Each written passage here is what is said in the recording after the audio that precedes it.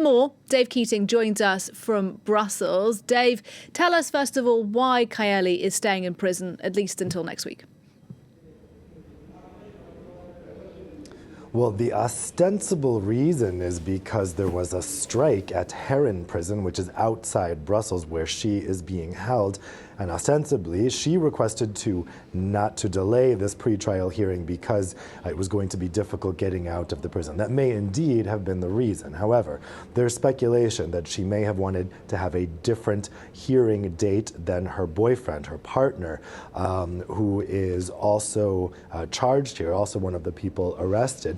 They now, it's clear, have different lawyers and may be pursuing different legal strategies. So originally, this pretrial hearing today was supposed to be for the 4 people arrested.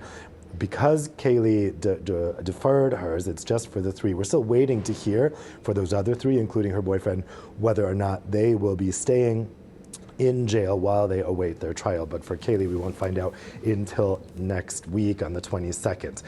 Now, we did get some indication from her lawyer today, exactly some indication about the legal argument she's going to try to make. So first of all, of course, she's proclaiming her innocence. But in addition, she's saying that all of those trips she made to Qatar, all of the interventions she made on Qatar's behalf were representing the position of the parliament. And indeed, as one of the 14 vice presidents of the parliament, her area of concentration was the Middle East. It wasn't that unusual that she should be going there to make visits. However, there were a couple of unusual incidents. First of all, when a delegation was supposed to go to Qatar, that was canceled by the Qataris, and instead she just went on her own, even though it was supposed to be a whole group of MEPs. There's another instance you can see where she showed up to a committee vote where they were voting on liberalizing the visa regime for Qatari citizens. She just showed up to that committee and voted, even though she's not on that committee.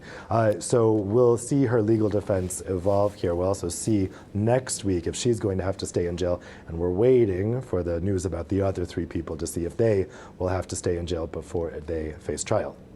And Dave, clearly this is a scandal. It has sent shockwaves through the corridors of power where you are in Brussels. And tomorrow, EU prime ministers, presidents are meeting for a summit.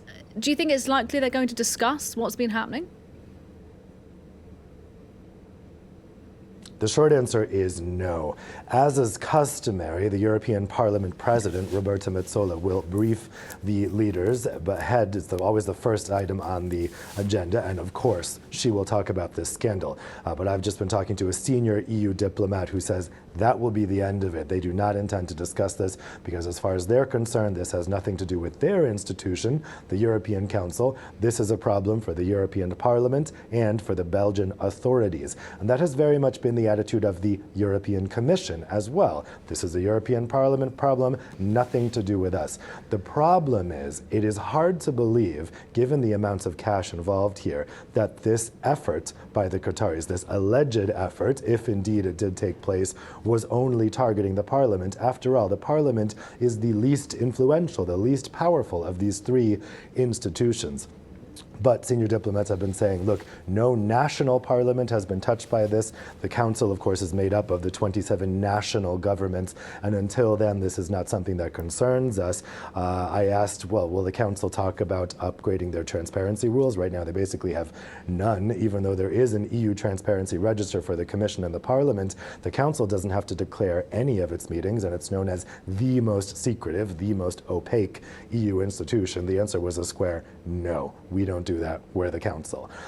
Will that be able to hold? Will they be able to really stay tight-lipped about this tomorrow? Of course, the prime ministers and presidents will be asked about this when they come into that council, when they give their concluding press conferences. I'm not sure that this answer, well, it has nothing to do with us, that's the European Parliament, will suffice. Indeed, and we may well speak tomorrow, Dave, to get an update on that. For now, though, thanks very much. Dave Keating for us there in Brussels.